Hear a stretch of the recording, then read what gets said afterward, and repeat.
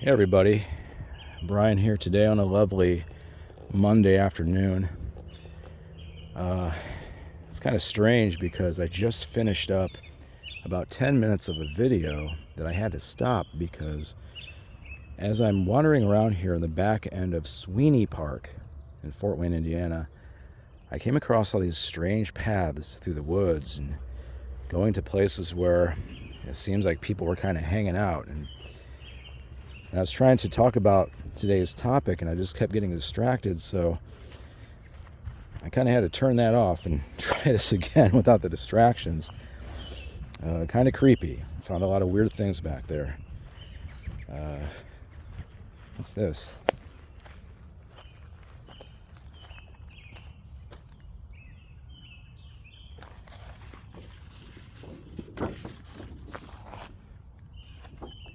So stop out of bounds. Sure it is. Yeah, this is kind of a weird place. I normally don't come back here. This is actually a hub for me when I go bicycling. It takes me out south for my favorite ride. It can also take me more, more northbound into town.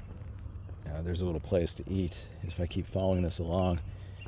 This back here is a residential area. It's just off of Main Street, West Main, in fact. I can go through there, hang a right, get a sausage roll at one of the little inns down there, keep going, following it through, and get to a little snack place if I want to. But I'm not going to do that. I don't like residential areas to wander around in, so I'm going to stay here in the park, the vicinity of the park. What I'm walking through, and I'll have to keep an eye out, but this is a disc golf course. It's very tough. As you can see, one of the holes is way back there, and we're very close to the stream. And when we have a lot of rain, this all floods out. You can kind of see the muddiness of this. It's because it's very used to being overrun with water. And there have been times when I've been out here where the water is actually so high, it gets up to the bottom of that the hole back there for disc golf. This whole place can be completely flooded. So it's unusual for me to see it like this because I'm so used to it being just underwater. So I'm happy to kind of wander around back here now.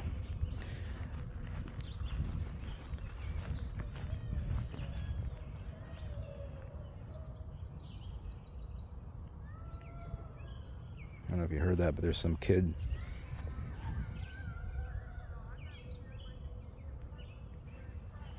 I don't know what's going on. You might notice I'm a little more cautious for this particular video. Sort of like with my prior one, when I walked around downtown. There's just a lot of weird things. People wandering around. You don't particularly feel safe downtown. And this is one of those parks that has a bit of a notorious history to it. Recent history, in fact. You don't want to be here at night. It's constantly patrolled by police for reasons I'm sure you can imagine. I won't talk about that here. I want to keep this a little more family friendly.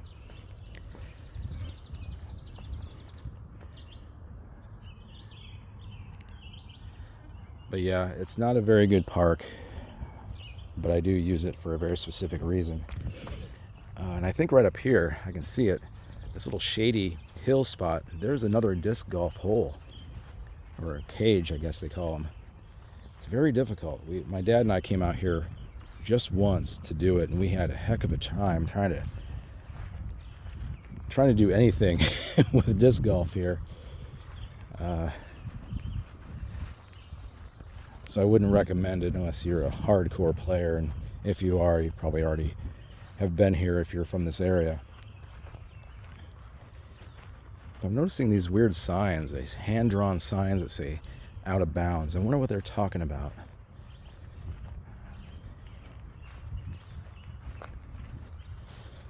But anyways,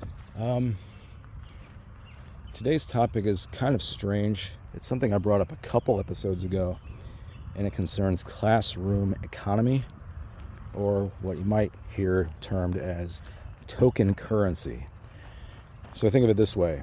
If you're a teacher and you are focused on improving good behaviors in the classroom from your students, you will kind of imbue them with money and give them trinkets and toys in exchange for good behavior.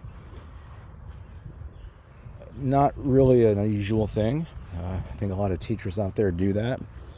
I'm kind of on the fence as to whether it's a good idea or not. I could be swayed either way, and I think it really depends on the age of the student. If they're young, I would say no. If they're in that 4th, 5th, maybe 6th grade range, sure, you can try it out. But that's also the age in which I think the students should understand that the reward for doing well and paying attention in the classroom and being a good student all around is that respect that you earn, or the acknowledgement for being reliable, a conscientious worker. But being a kid, it's hard to understand that. It's hard to kind of remember that, because you're not quite developed yet, and you're still trying to find your way, and you're very much tempted by food and toys. It's strange how that works, but that's kind of the way it is.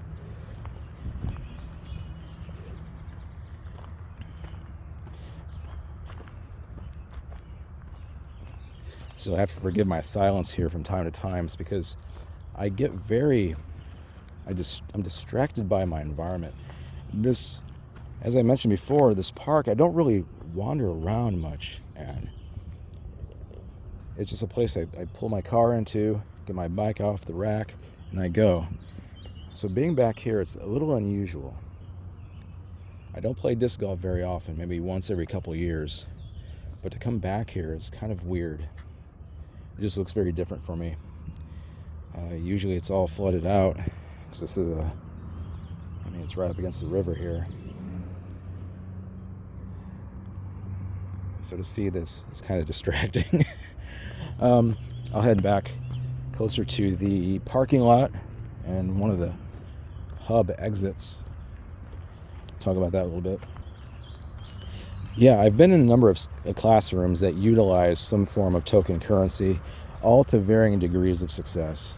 Some of them, you don't see a good translation of behaviors when you have the economies, and some of them, the kids do care a lot, and they make extra effort to get that money. But therein lies what I'll call the philosophical problem with that is, are the kids doing well because they know it's the right thing to do, or are they doing it merely to get the reward? And that question is what keeps me on the fence with that idea. If I had to choose, I don't think I would do it. I don't think I would have an economy. I think I would do what one of the teachers I worked for this past season does, where he would do the kind of random candy tosses. So for example, for his social studies and science lessons, he would spend part of the day reviewing the prior day's work, information, things like that. And he would grab a little basket of like Jolly Ranchers or like Tootsie Rolls or whatever. And he'd ask questions, and if the kids got it right, he'd toss them across the room, this candy, and it'd bounce across tables, hitting the floor and everything. Kind of funny. And I think that's probably the right way to do it. It doesn't happen all day. It's not an expected thing by the students. It's kind of like this, oh, here's an added bonus if I can get this question right. Some of the kids don't get it right, and they watch the other kids do, or they watch the other kids succeed, and they do get the candy. So there's a little incentive there to pay attention. I get it. It's just, for me, I want the incentive to be, the value in the information. And for a young kid, it's very hard to do. I get it. Being a kid myself, I don't remember being too terribly interested in the candy and chips and stuff, because it was such a rare thing back then. back in the 80s and 90s to be rewarded that way. Because I think for us, for my generation at least, the quest was to become as smart as you could be. That was kind of the competition. It wasn't like survival where, please throw us candy and toys. We desperately need this to survive. No, it was who in this group is going to rise above. Because back then, especially in high school, attention was given on being well dressed. If you dressed well, you got attention. That would put you in an entirely different class of students that you may not have belonged in, so to speak, but if you looked the part, you could have passed as being one of the popular kids, so to speak. That wasn't unusual at all. I remember being kind of pulled into that a few times. I happened to be wearing like a button-down shirt and some dress shoes one day, and I got a lot of attention, and I was treated differently because of it. That's the thing. That's the rub here.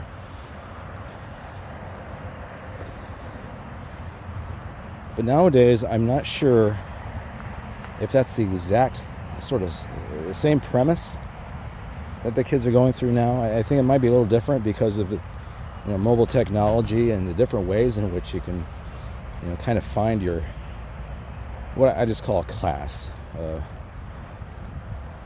your social group that you most fit in with. It could be split down in a variety of different ways. It's not just economics or cultural or ethnic backgrounds. There's a variety of things. So think about the old, the jocks and the nerds and the malcontents or the outsiders, whatever you want to call them. And when I was in high school, I think I was more of the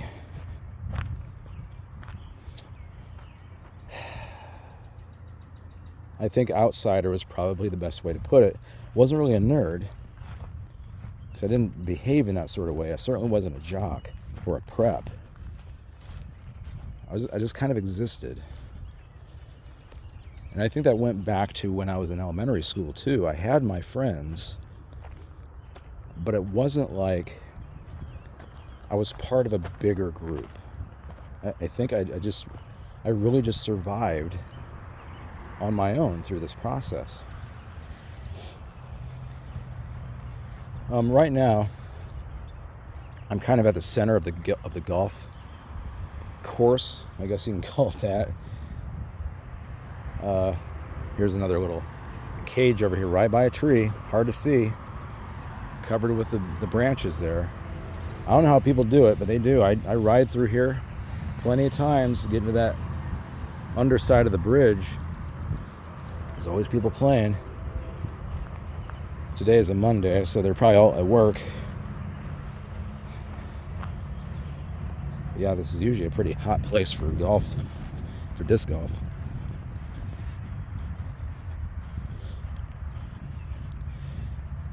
So how does this tie into token currency? Well,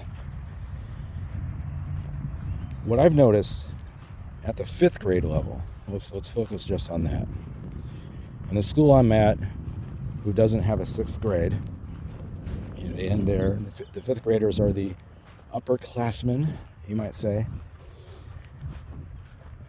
There appears to be 2 types of kids. There's the student that cares a lot about this money. I mean, they carry it around with them all day, and they count it constantly. They take it with them out on recess. They flash it around as if it's some sort of status symbol, something they can show off to others, because they want that sort of attention. Here's what I've done. I am so rich, I can buy whatever I want. And then there's a student that doesn't seem to care much, or maybe they have a latent or a benign feeling about it that just doesn't affect their daily routine. They still do a good job, but if they don't get money for what they do, it's like whatever. The money is just a bonus. It doesn't really shape or form their day. And those are the kids that seem to do better. Those are the ones that seem to have a better idea of how to handle themselves in the classroom. Because I think they figured out at their particular age how to properly do this, how to be a good student. It's the ones that demand money or need some sort of compensation. They're the ones that I have the biggest trouble with. So while they have this big fat stack of multicolored bills and they're flashing around and trying to convince everyone else of its importance, they're the ones most likely to cause problems in the classroom. So if you think about it, is token currency really doing anything to improve the behavior of students? I don't think so. I think it adds another dimension. I think it adds a layer of almost distraction to a kid's day. And I don't like it. I don't think that's proper. I don't think it's helpful. I can see the value for certain kids, very specific kids perhaps. But all in all, I don't find it to be terribly useful. So if you're a teacher that uses that in your classroom, so be it. Do what you feel works. If you're doing the right thing, you're going to be able to make sense of whether it's working or not. I worked with a teacher 2 seasons ago. An absolute hot mess. Decent person. Don't get me wrong. I could definitely coexist with her. But as a classroom manager, I didn't feel she was very well prepared to work 5th grade.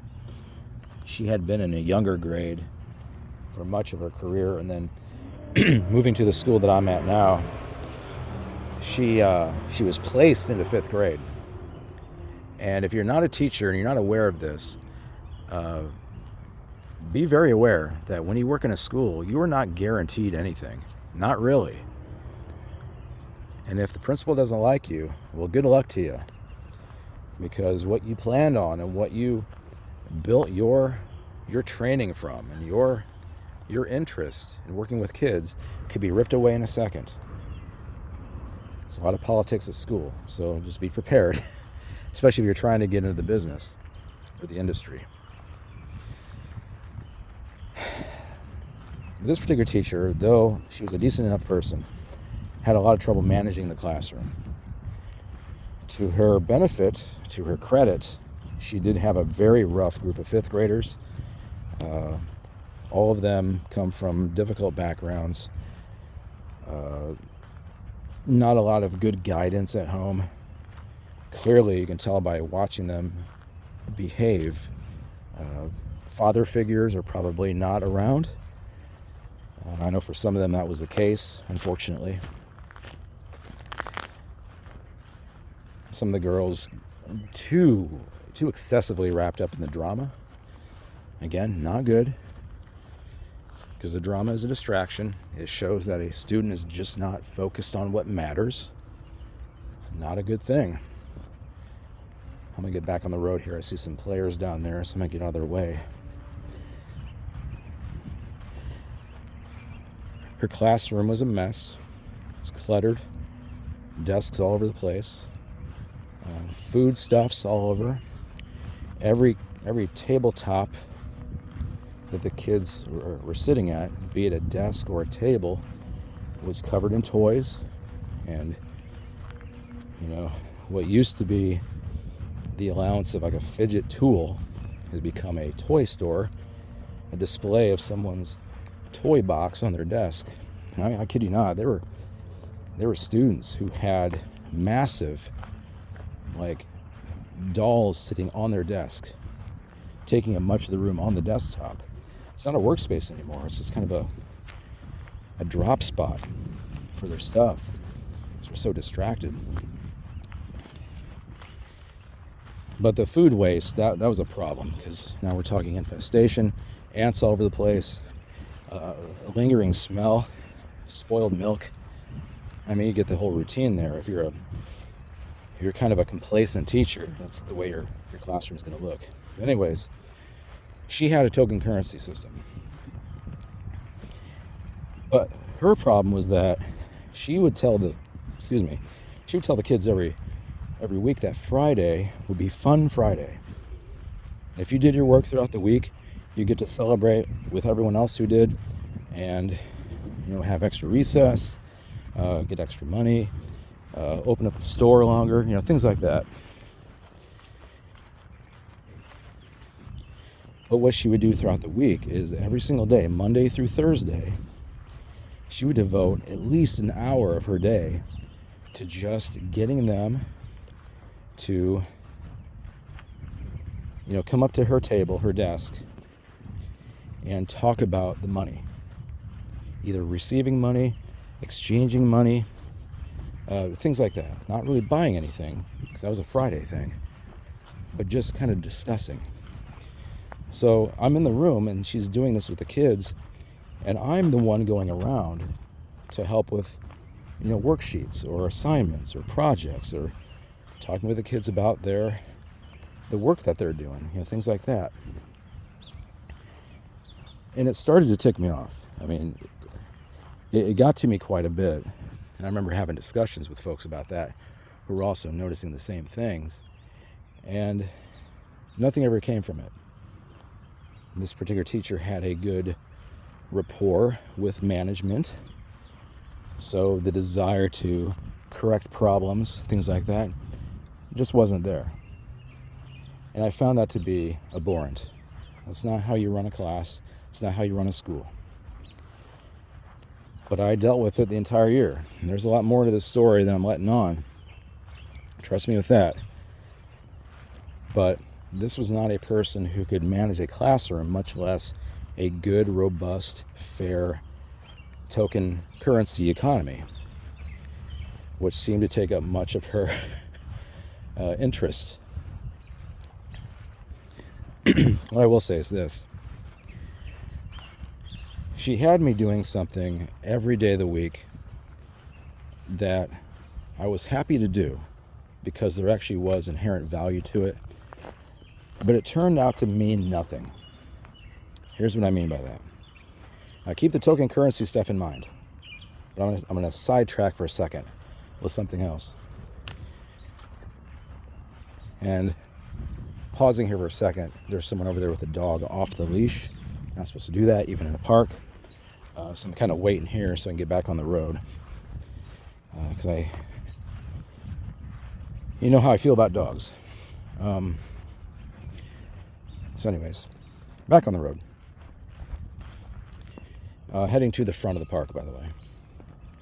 And if you can see it, there's the wandering dog. And good luck to it if it gets over to me. So what she has me start to do is keep track of the kids' assignments. So if she signs, let's say, on the 19th of August or whatever, 2 assignments that go out across the day, I will keep track of those assignments and mark off when each student turned them in. Now, they don't turn them into me. They turn them into her. But I still have to check to make sure they do that. So I'm kind of like a weird middleman for their assignments. And I bought this notebook that was like gridded paper, wrote names and dates, and had this whole matrix going on. And I would do it for her, and that was part of the stipulations for the Fun Friday festivities. So if you didn't get your stuff turned in, and Mr. Bryan could not confirm that you got everything turned in, too bad for you. You're not going to do the Fun Friday stuff. On the surface, that doesn't sound too bad, because it's not recess they're taking away, it's the Fun Friday event, which is completely facilitated and coordinated by the teacher. Okay. Well, unfortunately, that idea, though I kept up with it very, very faithfully, fell apart. One particular week, there was a lot of stuff going out. And a lot of those kids just were not turning in their stuff. It was towards the end of the season. They were getting kind of antsy, looking forward to getting out of school. You know where this is going. So, Fun Friday. I've got my notebook, a lot of empty stuff, not a lot of kids able to do it, take part. Now, keep in mind that the teachers are not telling me what Fun Friday actually consists of every week. One week it's like, extra free time on the computer. One week it might be candy and cupcakes and stuff, or extra recess. Well, as it concerns extra recess, one particular week, we go out for recess per usual, and I'm out there, and the 5th grade teachers are out there. No big deal, having a good time. All of a sudden, I start to realize, man, we've been out here a long time, because I would take my lunch after recess. And I happened to talk to one of the teachers, and she goes, oh yeah, this is their Fun Friday. We decided to just combine their recess with the festivities, and we'll just make it an extra recess for this week. I'm like, okay. And of course I'm steamed, because I know a lot of those students who are out there playing did not get their stuff done. And the teacher knew that, but was okay with it. No problem. Everyone just gets Fun Friday this week. Great. So all that time I spent having to confer with these kids, check on their work, check on their worksheets, the assignments going out, meant nothing. Meant absolutely nothing. But I kept doing it, because I said I would, and I did. By the way, I want to pause here. This is a beautiful pavilion. I love the Asian pagoda sort of look. It's very nice. It's a great touch. Very beautiful. By the way, this road heads out to the main drag in this area, which is Jefferson Road, or Boulevard. This will take you into town, and it'll take you also way out west to Aboit, where I was before. I'm thinking, because I've got some time left on this video, I'm thinking of going to a little car lot that has a bunch of exotic cars out on display. It's pretty cool. Let me see if they have anything cool out there, particularly things that I like. I'm not really into big SUVs and Range Rovers and stuff like that. I like more sporty, unusual type cars. We'll see here in a second.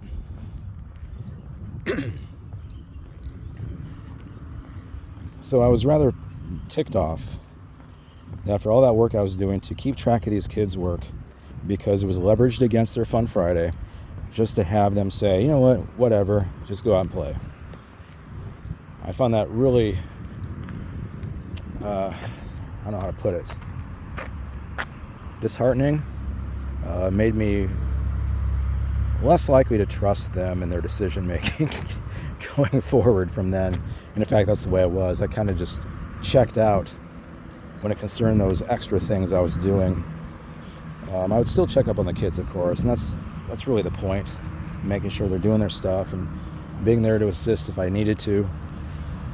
But as far as having that be the process, that was something I had a lot of trouble doing. It didn't turn out the way I expected. If you're going to seriously have me do these things, then I want there to be an actual attempt made to hold true to it. Now, I asked you to remember token currency.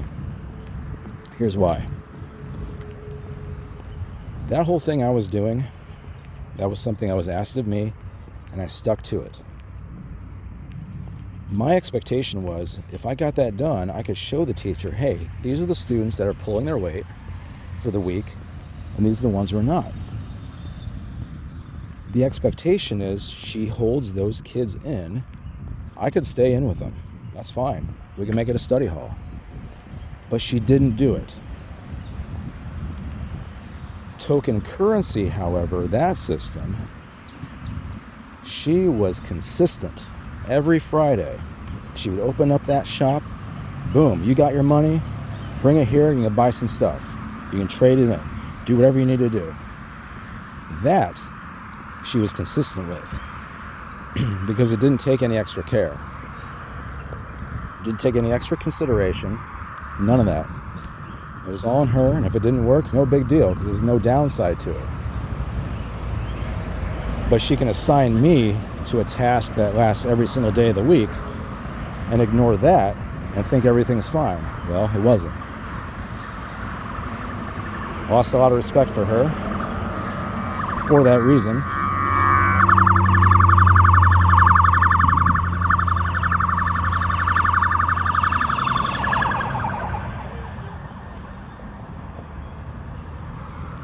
That was loud.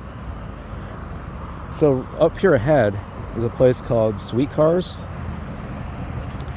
It is owned by a local entrepreneur, very charitable, good philanthropist, has developed a lot for our city in Fort Wayne here.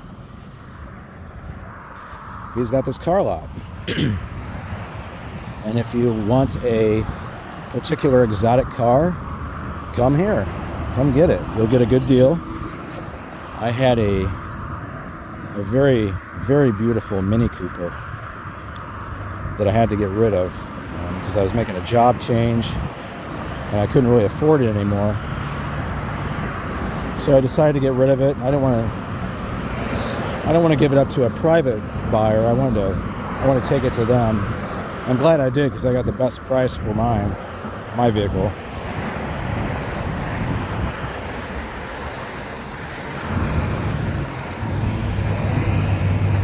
I'm gonna keep walking this way, get away from the road because it's getting kind of loud.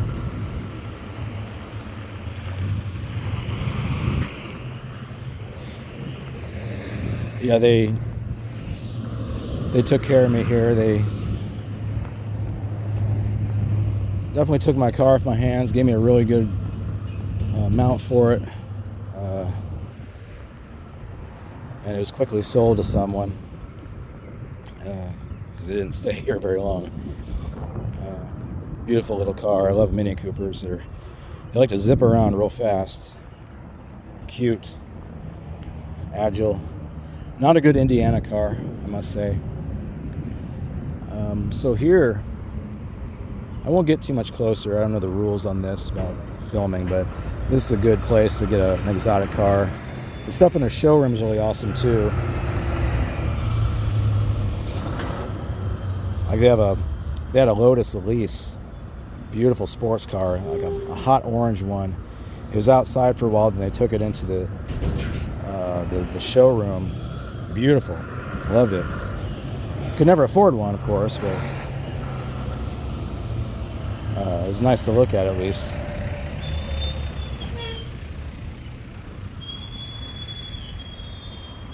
You know, I think I would have normally decided to just go down here, a quiet road, to pick up Maine again, but there's a lot of work going on back there today, so I'm gonna come back to the park to finish out this video.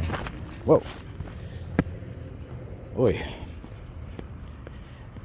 So as I head back, I'm kind of thinking about future videos and what I want to do with them. There are a lot of parks in Fort Wayne. And there's areas of this town I've never even really walked through that much. Driven by a few times, but I don't spend enough time in certain areas, and I think I should. I'm gonna do some research into the east side of town, see what's out kind of east and southeast.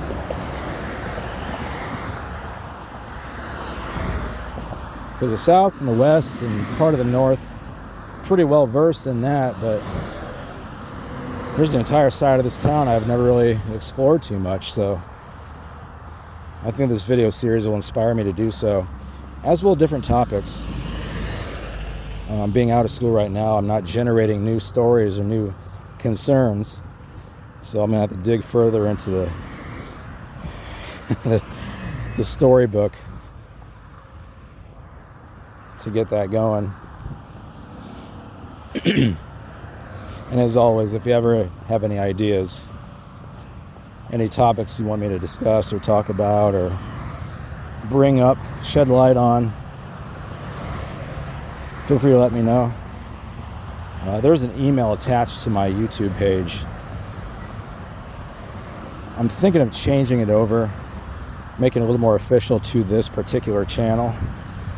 So be on the lookout for that. Comments are always open, whatever you like to do.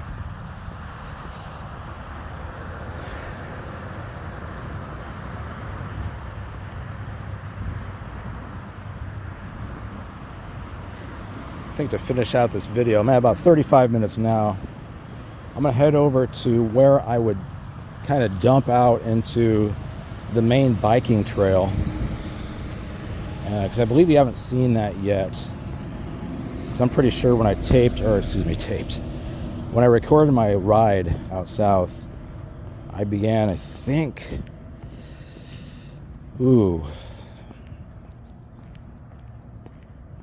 it was somewhere at Foster Park itself, maybe close to the baseball diamonds. I don't recall for sure. So you don't get this entire stretch from here to there. Again, there's not a whole lot going on. It's just for the sake of kind of Google mapping my time wandering around. It'd be nice to kind of show that off too, if anything, as a reference point. Yeah, there's two sides of Swinney Park as well. This is considered the northwestern part, maybe just western Swinney Park. There's a point over here where you have to choose. Either you're going to get up on the road off on Jefferson over there, or you go underneath the bridge and you go south. I don't usually go up on Jefferson. That takes me right downtown. Maybe I'll do it for the sake of just giving a little bit of a different vantage point on the rides we can take here. But from a personal standpoint, it's not a very good ride. It's not really trail focused. Although, maybe if I do like a marathon, maybe I'll go from here to New Haven. That could be a good, if I have some free time in the summer, that'd be a good ride. That'd be a long video. I might have to talk about a variety of different things other than elementary school and history and stuff like that. But I could definitely do it. If you're okay with a little bit of silence here and there while I get my bearings.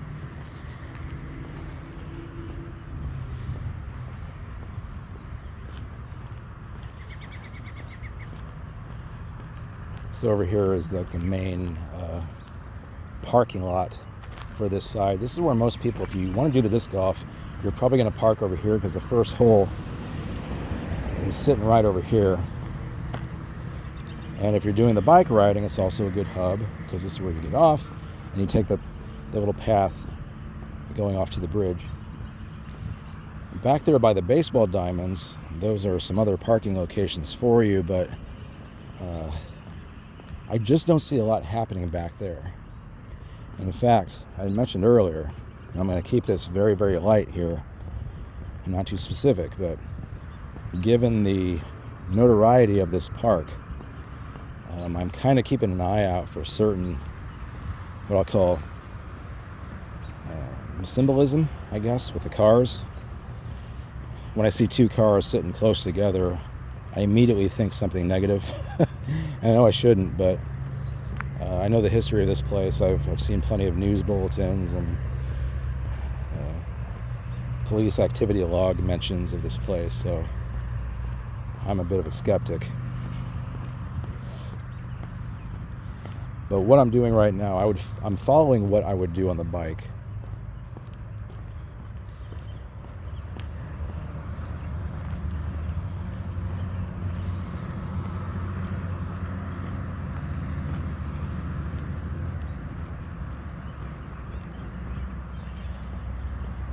Tomorrow's going to be a full day for me. I have a kind of a job orientation / extended interview period tomorrow morning. And I've got to go out of town to see a family member or catch up on,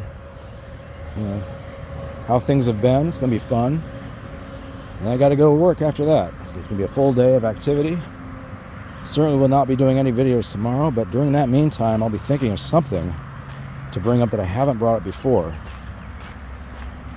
It's going to be one of those things where I'll be watching TV and all of a sudden it's like, oh, I haven't talked about this yet. Oh, that's a good idea. And I'm sure that'll be the case if I'm freed up on Wednesday.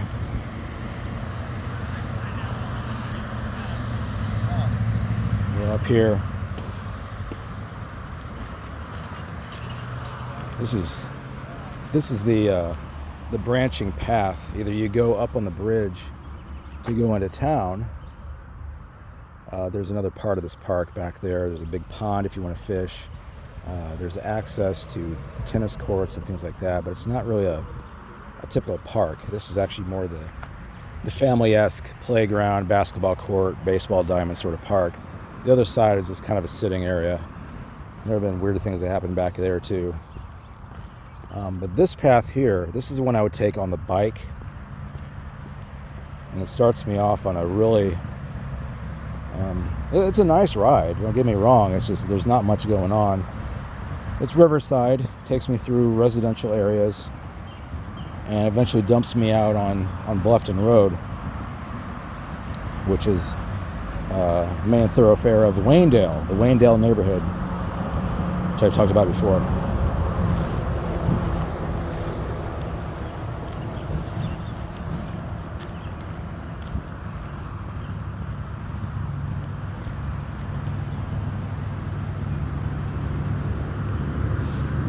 And if you are a bicyclist, excuse me, I got a bug in my mouth. If you are a bicyclist and you come up to a curve like this and you know you cannot see around, please slow down. This particular curve drops off and you're not going to be able to see people coming until it's too late. So if your bike does not have a bell or some sort of indicator on it, please get one. They're pretty cheap. But I'm going to get up here in case there is a bicyclist behind me. But this is the bridge that goes downtown, again over our lovely brown rivers. This would lead into the southbound area, goes into Waynedale, Foster Park, eventually Tillman Park, and then the Safety Village that we were at before.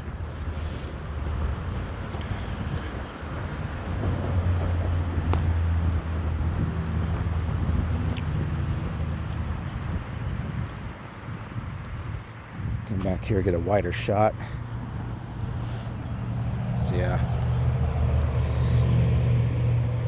I've seen people come around this corner and nearly hit kids on their bikes because they're just screaming around. Here comes someone. Oh, hear that bell.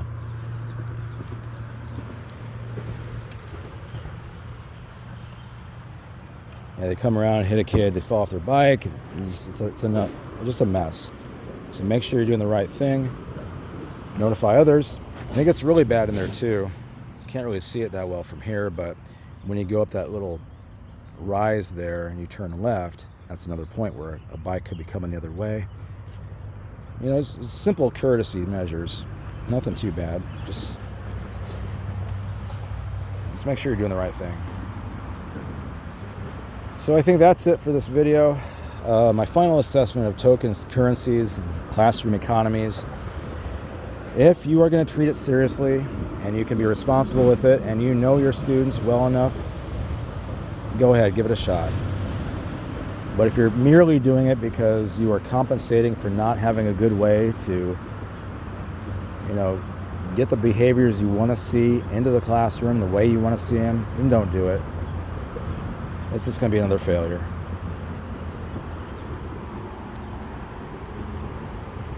Have a good rest of your Monday.